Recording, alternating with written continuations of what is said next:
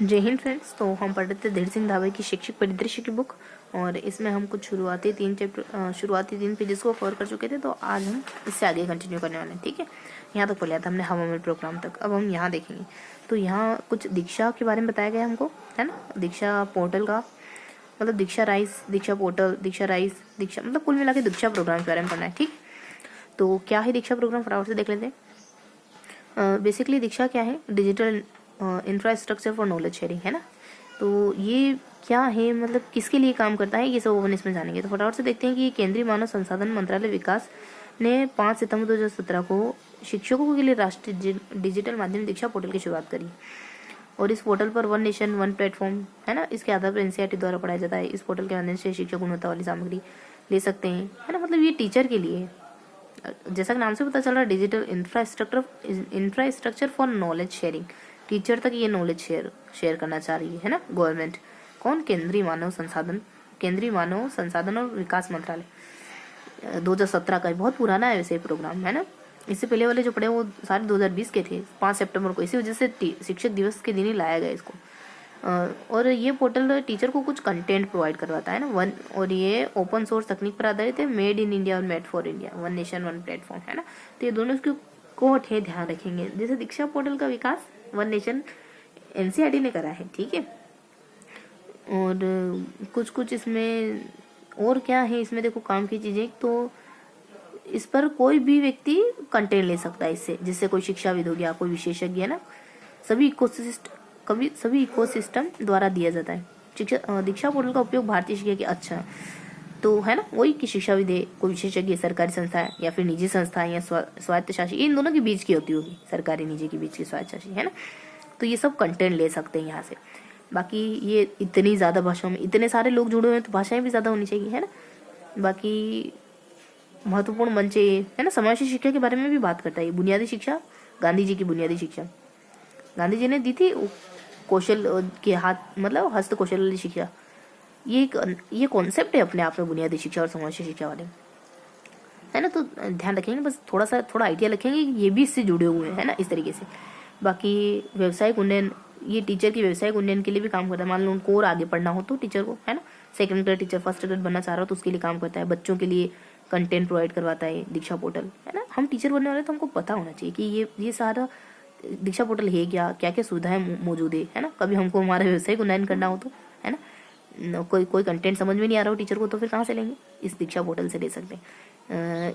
की पाठ्य सामग्री, है ना, राज्यों की पाठ्य सामग्री, एनसीईआरटी है, सीबीएसई है, वही एनसीईआरटी सीबीएसई बातें की, एनआईओएस है ना। एनआईओएस ओपन यूनिवर्सिटी शायद ऐसा कुछ है एनआईओएस, या फिर इसका सिलेबस होगा कुछ अलग से।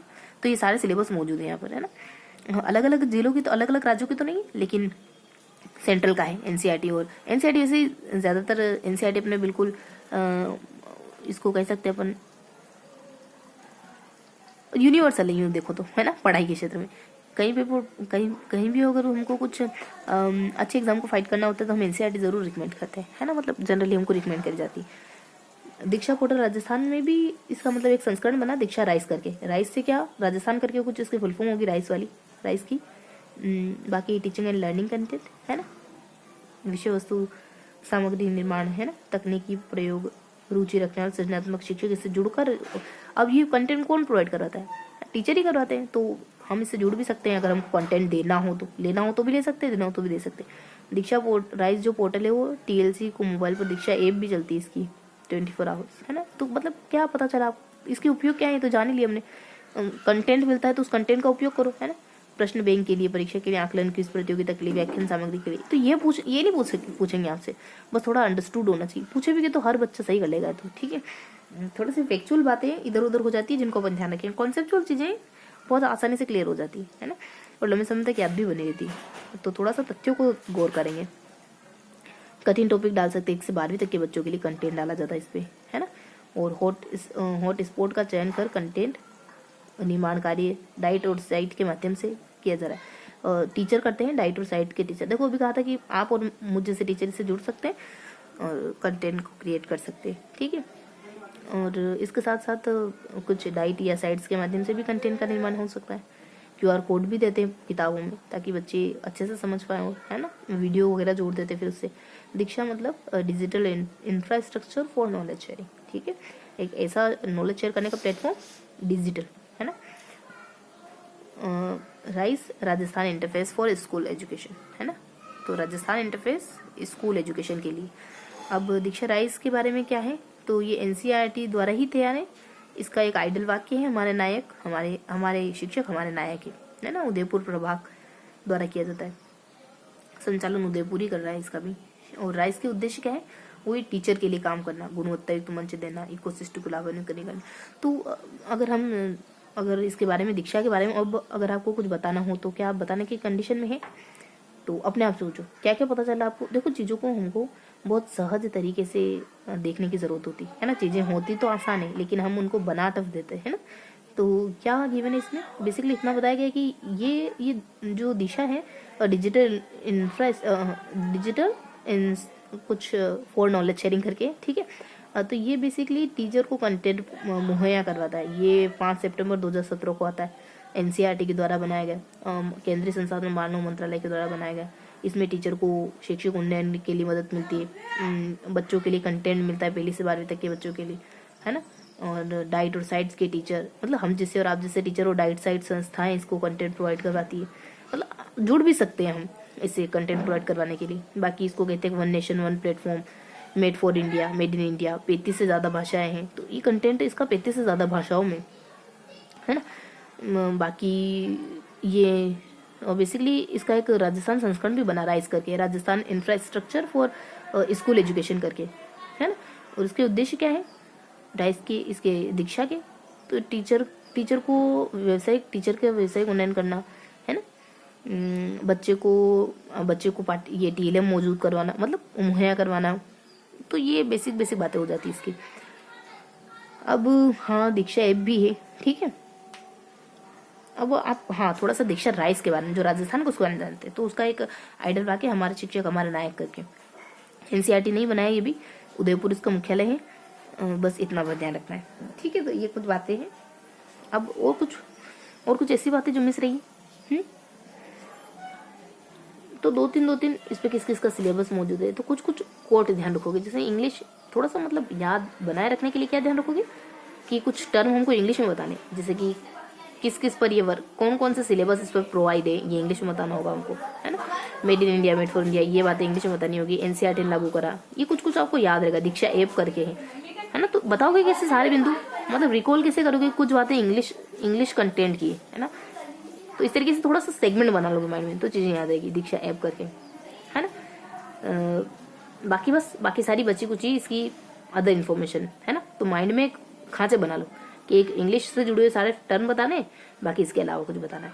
जैसे वेंकैया नायडू ने इसका क्या करा, इसकी शुरुआत करी थी, ठीक है।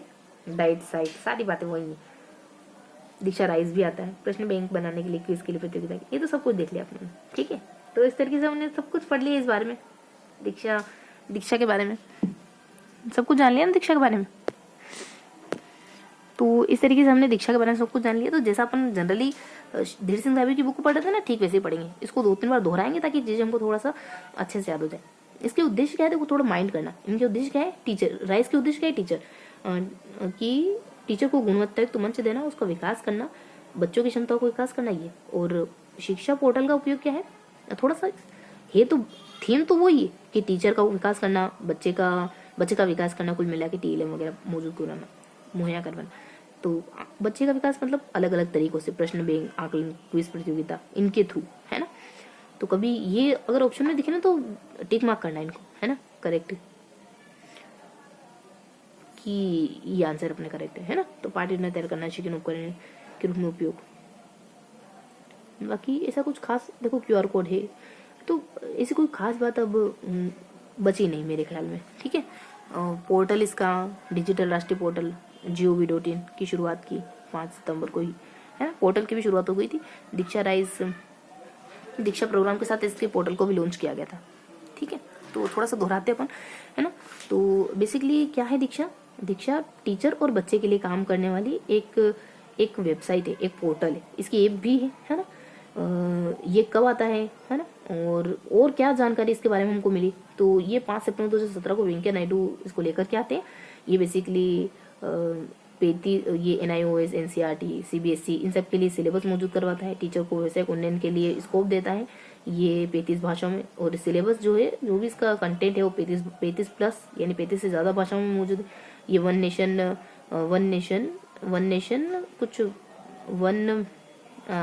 वन नेशन की फॉर्मूले पर काम करता है ना। और made in India, made for India भी इसकी थीम है। और यहाँ पे कंटेंट बनरल डाइट और साइट्स के टीचर वगैरह होते हैं, है ना। और इसका फिर संस्करण भी होता है, राजस्थान संस्करण राइस के नाम से। इसके उद्देश्य क्या है, तो टीचर और बच्चे दोनों का विकास करना। बच्चों को विकसित करने के लिए क्विज प्रतियोगिता, आकलन है, मूल्यांकन है, ये सारी चीजें इसमें मौजूद है। और क्या हो सकता है इसके लिए, NCERT द्वारा बनाया गया ये भारत राइस वाला भी NCERT नहीं बनाया है ना, केंद्रीय मानव संसाधन मंत्रालय, मतलब मेन योगदान उनका होगा, लेकिन NCERT को टेंडर दिया होगा ना इस काम के लिए। तो ये कुछ बेसिक बातें हो जाती है। राइस के बारे में अपन जानते हैं, आदर्श नायक है ना, अमर सिंह के हमारा आदर्श नायक ऐसे करके कुछ इसका लोगो होता है। SIRT उदयपुर इसकी मेन संस्था है ना। तो ये कुछ बेसिक बातें थी किसको लेकर, दीक्षा को लेकर। इसकी फुल फॉर्म क्या है, digital infrastructure interface for knowledge sharing. ठीक है, ये टीचर के लिए भी काम करता है, बच्चों के लिए भी काम कर रहा है। तो सर की सेकंड बार दोहरा लिया।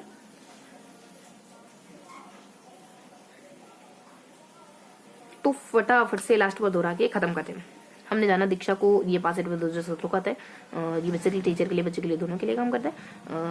अब इसके लिए बताया थोड़ा सा, वन नेशन करके है, और made for India, made in India है, डाइट्स के लोग बनाते हैं इसके सिलेबस को, है ना। और इंग्लिश में क्या है, NCERT के द्वारा लागू किया गया था। अब 35 प्लस भाषाओं में इनका सिलेबस मौजूद है।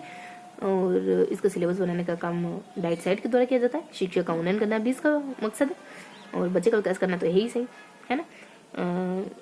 और कुछ केंद्रीय मानव संसाधन विकास मंत्रालय है ना। तो ये कुछ बेसिक बातें थी। अब फटाफट से नोट डाउन कर लेते जो भी हमने पढ़ा है। तो कल हमने कहाँ तक पढ़ा था, कल हमने 4 पेज तक पढ़ लिया था। आज अपन 5 पेज रिवाइज करें। आज दिनांक क्या हो गई, आज 23/1/2024 का समय, ठीक है। अब फटाफट से दोहराते हैं कि हमने पेज नंबर 5 में क्या जाना। तो हमने ना यहाँ पर SIRT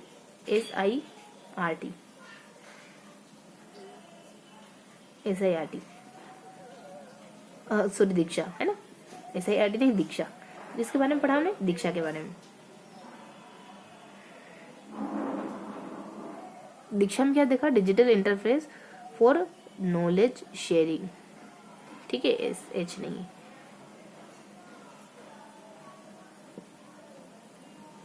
इतना ध्यान रखेंगे, ठीक है। और इसके बारे में क्या जाना, तो इसके बारे में थोड़ा सा हम बेसिक सी बातों को जानते हैं। जैसे कि कुछ बेसिक सी बातें क्या क्या हो जाती है। इसमें कब आता है, तो 5 सितंबर को है ना, 2017 का समय था।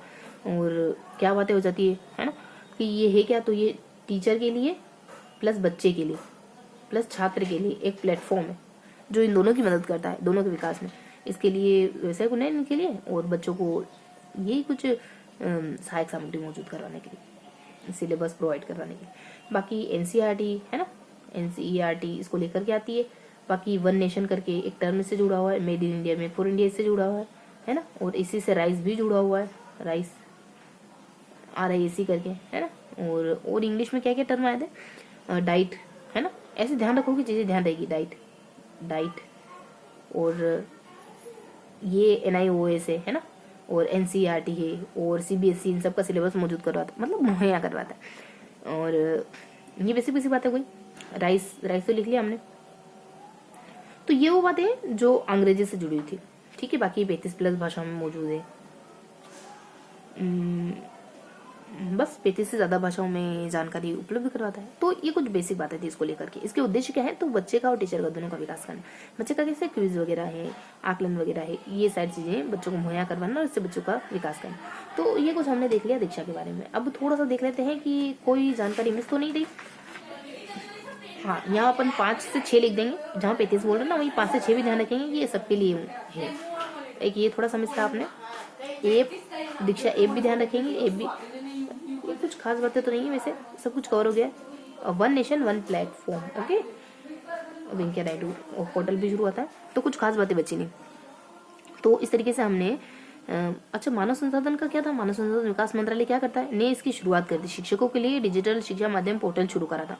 तो फिर NCERT ने क्या करा के आधार पर इंस्टीट्यूट द्वारा किया गया दीक्षा पोर्टल का विकास, अच्छा विकास किया गया, ठीक है। तो मेन आइडिया केंद्रीय मानव संसाधन, जिसको शिक्षा मंत्रालय कहते हैं, ठीक है।